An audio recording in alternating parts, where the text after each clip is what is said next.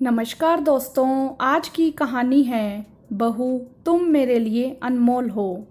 निर्जा दीदी आपके लिए पेड़े लाई हूँ बंसी काका की दुकान से। आपको बहुत पसंद है ना?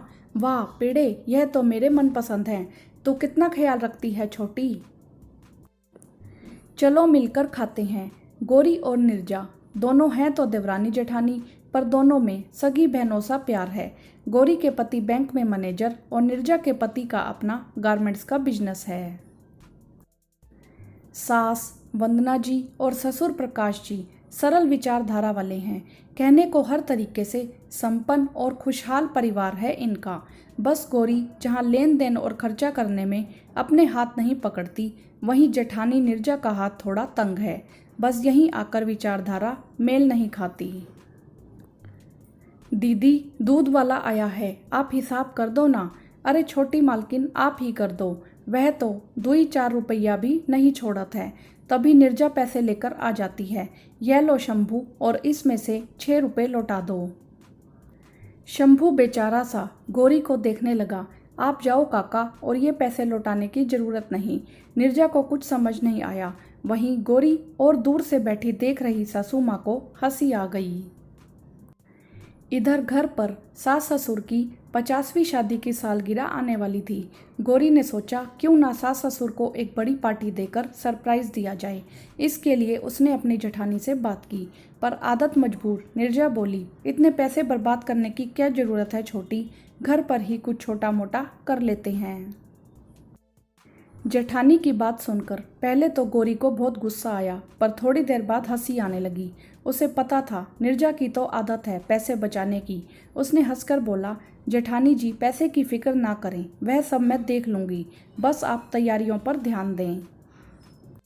घर पर चोरी छुपे जमकर तैयारियां चल रही थी, और ठीक एनिवर्सरी वाले दिन सभी घर वालों ने मिलकर वंदना जी और प्रकाश जी को सरप्राइज दिया। गोरी ने जहां अपने सास ससुर को कपड़े और सोने का सामान दिया, वही निर्जा ने अपने हाथों से बनाए केक से सबका मुंह मीठा करा दिया। निर्जा दीदी आपने कुछ दिया नहीं? अरे मुझे तो कुछ समझ ही नहीं आया, बाजार जाकर तो दिमाग और चकरा जाता है। छोटी सोच रही हूँ बाद में ही कुछ अच्छा सा दे दूंगी।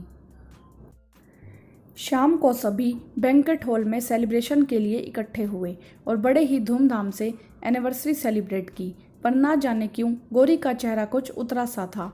उसे निर्जा पर बहुत गुस्सा आ रहा था। निर्जा ने गोरी से बात करने की कोशिश की, पर उसने मना कर दिया। हुआ यूं था, गोरी ने जिस कैटरिंग वाले को खाने पीने का ऑर्डर देने को बोला था, अपनी आदत अनुसार निर्जा सस्ते खाने वाले को बोल पैसा बचा लाई, और यही बात गोरी को खराब लग गई। तभी निर्जा आई और दोनों में इस बात को लेकर बहस हो गई। गोरी ने कहा, दीदी आज अगर बाकी के इंतजाम में मैंने ध्यान ना दिया होता तो सबके सामने नाक कट जाती, और सासू माँ और पापा जी को सुनना पड़ता, वह अलग। आपकी इस कंजूसी की आदत से कहीं लेने के देने ना पड़ जाएं। आपको तो दीदी पता है उस कैटरर का खाना अच्छी क्वालिटी का नहीं होता, फिर भी आपने उसको ऑर्डर दिया। गुस्से में कह सारी बातें गोरी अपने कमरे में चली गई। इधर इतना सब कहने के बाद गोरी को नींद नहीं आ रही थी। उसने रात में निर्जा का दरवाजा खटखटाया। अरे गोरी तू तू तो बड़े गुस्से में गई थी, अब क्या हुआ? कुछ नहीं दीदी, बस माँ की एक बात याद आ गई। जब भी किसी से कुछ कहा सुनी हो जाए तो उसकी अच्छाइयों को याद करो, और मैंने भी वही किया, और मुझे आपका प्यार ही नजर आया हर तरफ। और दोनों गले मिलकर रोने लगी। तभी वंदना जी अपने हाथों में कुछ सामान लेकर आती हैं। अरे माँ आप सोए नहीं? गोरी बोली, बस तुम लोगों का भरत मिलाप देख रही थी।